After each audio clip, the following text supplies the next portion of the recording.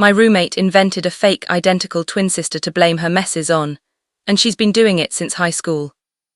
When I first moved in with my roommate, I thought I had gotten incredibly lucky.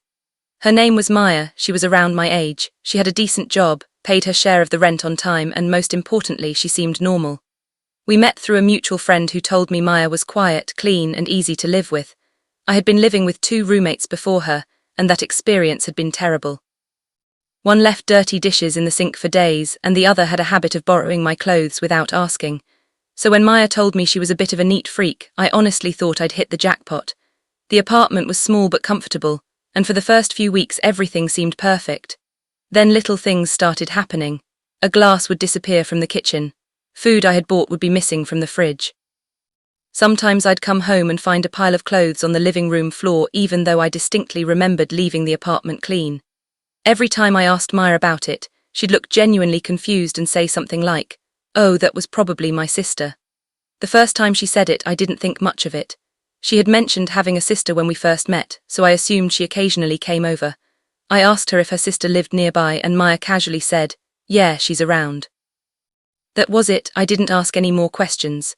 A few days later, I came home from work and found a half-eaten pizza sitting on the coffee table. There were empty soda cans everywhere, and one of my expensive hoodies was lying on the couch with a stain on the sleeve. I was annoyed because I had cleaned the entire apartment that morning. When Maya came home, I asked her what happened, and without even hesitating she said, "Oh my God, that was probably Emma."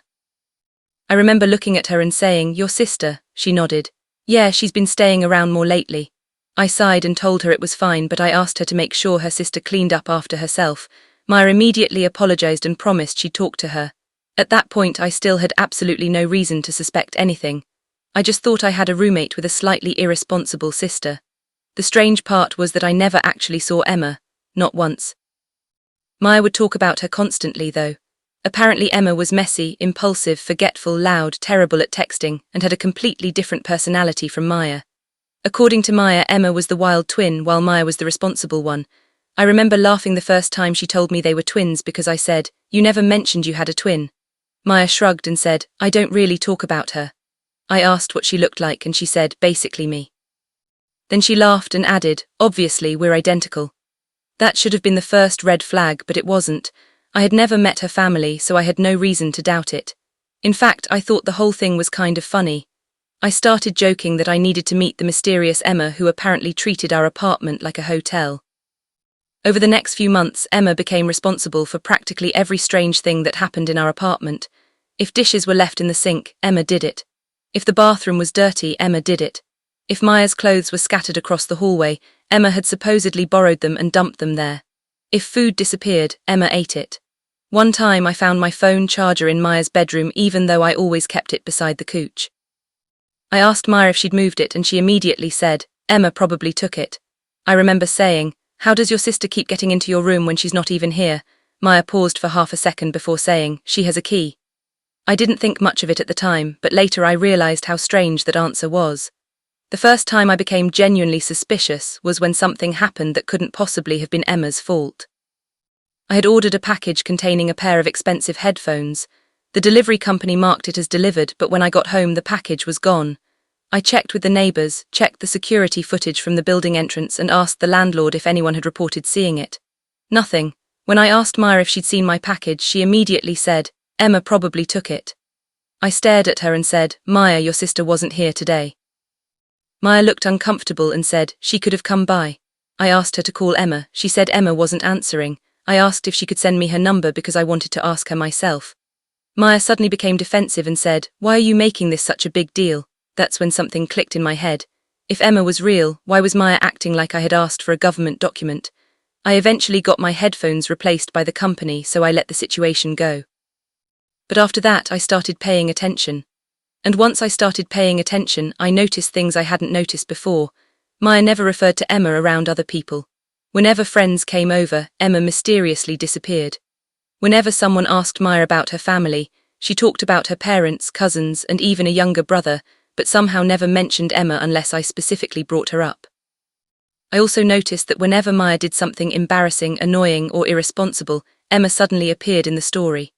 One Saturday, Maya forgot to pay her portion of the electricity bill. When I reminded her, she said, "Sorry, Emma used my money." Another time, she accidentally scratched my car while moving it in the driveway, and when I asked what happened, she said Emma had borrowed it. The more I thought about it, the more absurd it became. Then one night, I finally saw something that made my stomach drop. I had been sitting on the couch watching television when Maya came home. She walked straight into the kitchen, opened the fridge, and took out a container of food I had prepared. I told her she could have some, but I jokingly said, "At least don't let Emma eat all of it again." Maya laughed and said, "Trust me, she probably already did." I laughed too, but then I noticed something on the kitchen counter. It was a photograph. I picked it up without thinking. It was Maya standing beside another girl who looked exactly like her. I stared at the picture for a few seconds and said, "Oh, so this is Emma." Maya immediately snatched the picture out of my hand. She looked genuinely panicked. Then she said, "Yeah." I asked when the picture was taken. She said, "High school."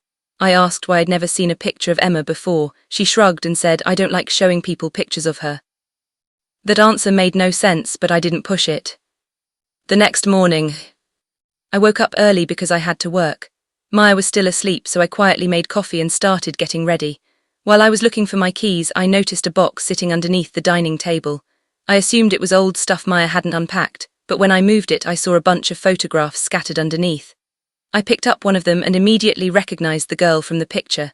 It was Maya, but something was strange. In every photograph, Maya was wearing different outfits, had different hairstyles, and was standing in different locations.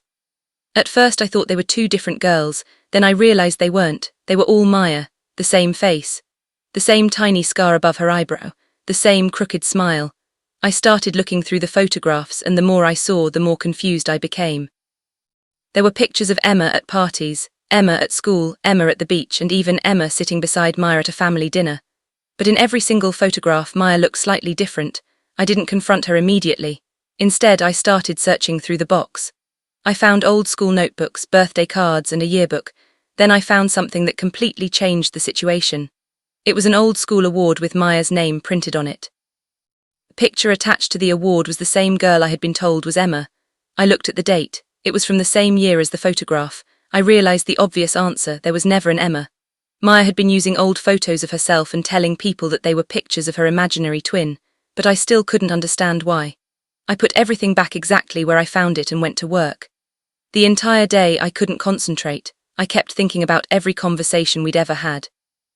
Every broken glass, every missing item, every mess, every excuse.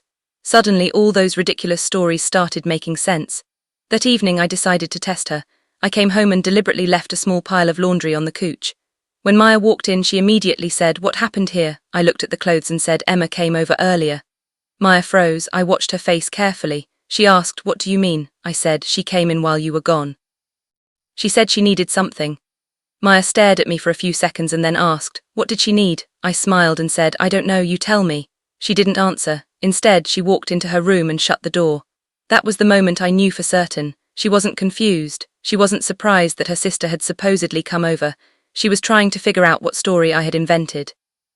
The next day I asked our mutual friend about Maya's family. I didn't accuse Maya of anything. I simply asked, "Hey, what's Emma like?"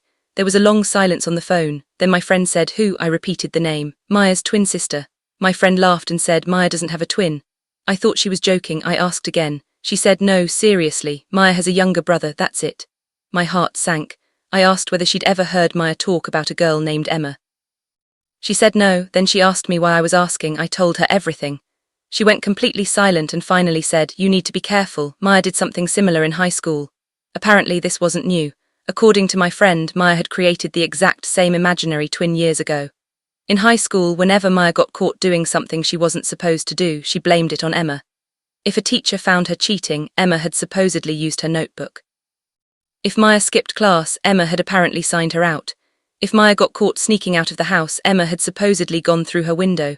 Eventually, people started realizing that Emma didn't exist, but instead of admitting it, Maya simply stopped talking about her and started using the story only with people who didn't know her well enough to question it. Somehow, I had become the perfect target because I was new to her life and had never met her family. I confronted Maya that night. I waited until she came home, then placed the old photograph on the kitchen table. I didn't yell, I didn't insult her, I just asked, "Who is this?" She looked at the photograph and immediately knew what I had discovered. For almost a full minute she didn't say anything. Then she sat down and whispered, "You weren't supposed to find that." I asked her where Emma was. She looked at me and said, "There is no Emma." Even though I already knew the answer, hearing her admit it still felt surreal. I asked her why she'd been blaming everything on an imaginary person. She started crying and said she'd been doing it since she was 16.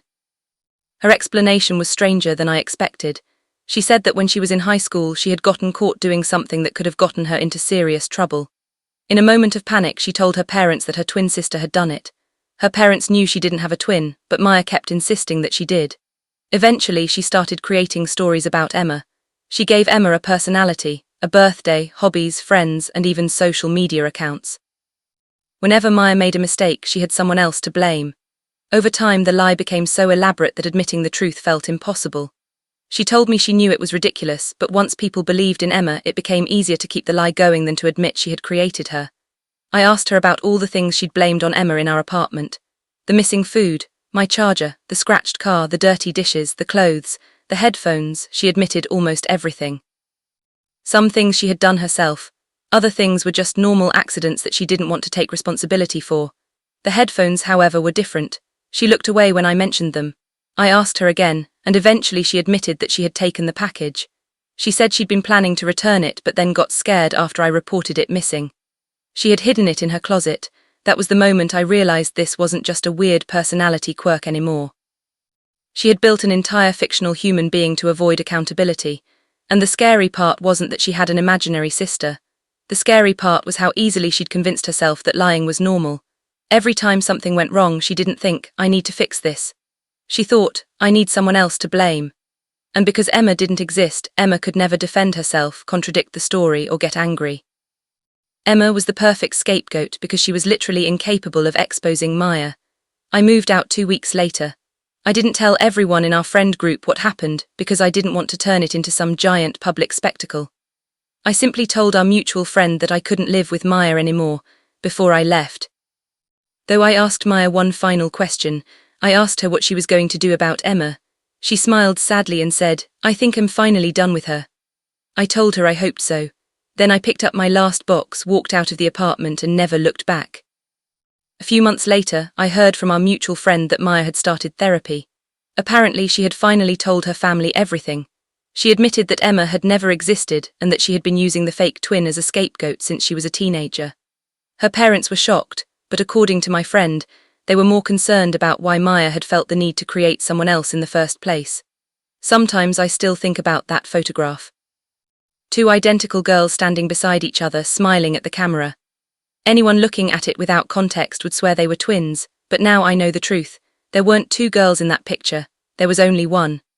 Maya had simply found a way to turn different versions of herself into two separate people, and honestly that's the part that still bothers me the most, not the dirty dishes, not the stolen food, not even the headphones. It was the realization that for years, Maya had been living with a person who didn't exist, and somehow that imaginary person had become responsible for every mistake Maya didn't want to own. So if you're ever living with someone who constantly tells you, "It wasn't me, it was my roommate," or "My sister did it," or "Someone else must have moved it," maybe don't immediately assume they're lying. But if that mysterious person somehow never appears, never answers calls, never shows up when other people are around, and seems to exist only whenever your roommate needs someone to blame, you might want to start asking questions. Because sometimes the person causing all the problems isn't hiding another roommate. They're hiding behind one. And if you've ever had a roommate with an excuse for absolutely everything, you already know how exhausting it can be. But at least your roommate probably had a real name. Mine had an imaginary twin, and apparently she had been taking the blame for years. Don't forget to subscribe, like, share and comment for more crazy confessions I get from people.